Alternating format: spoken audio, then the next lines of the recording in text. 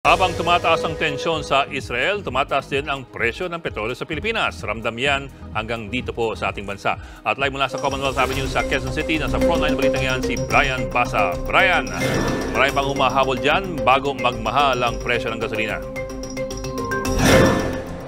Bok, abala ang gas station na ito sa pag-asikaso sa mga motorista na dagsak kanina pa. Karamihan sa kanila mga tsuper ng jeep at taxi. Mas mura raw kasi rito ang langis kumpara sa iba pang mga mas malalaking gas station. Nagbabaka sakali silang makailag sa panibagong malakihang dagdag sigil simula bukas.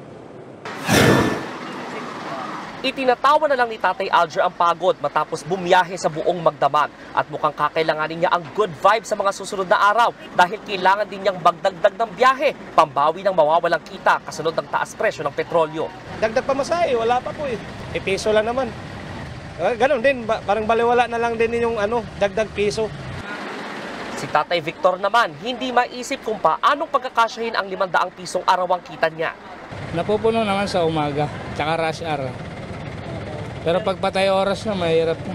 Pahirapan na. Nakakapagod, sobrang traffic. Simula bukas, taas singil na naman sa kada litro ng petrolyo. 1 peso and 30 centavos sa diesel, 95 centavos sa gasolina at 1 peso and 25 centavos sa kerosene.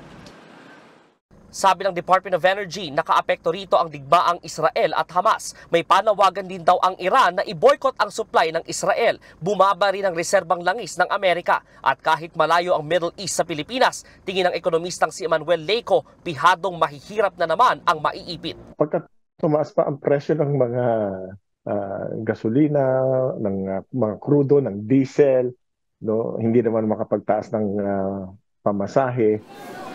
Kapag mahal ang petrolyo, naipapasa rin yan sa mga produkto. Kaya malaki raw dapat ang paghahanda ng pamahalaan, lalo't kailangang matiyak na may pagkain sa bawat hapag, tumagal man o hindi ang karahasan sa gitnang silangan. Meron tayong 4-piece, meron tayong pinaghahandaan na food stamps, at ang sabi nga ng Pangulo, dapat daw sa 2027, wala nang magugutom. Pero mukhang hindi pa na-factor in dito yung gulo dito sa Israel at saka sa Palestine, sa Gaza.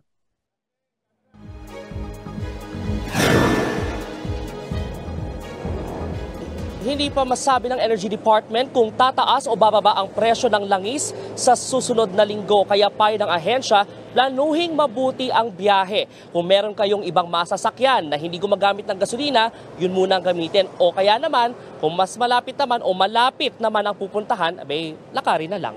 Balik sa inyo. Maraming salamat, Brian Basa. Mga kapatid, Ed Lingaw po, maging maalam at may pakialam sa mga napapanahong balita sa ating bansa. Para sa mas malalimang pagtalakay at paghimay sa mga issue at headlines, tumutok lamang at pag-subscribe sa social media pages ng News 5.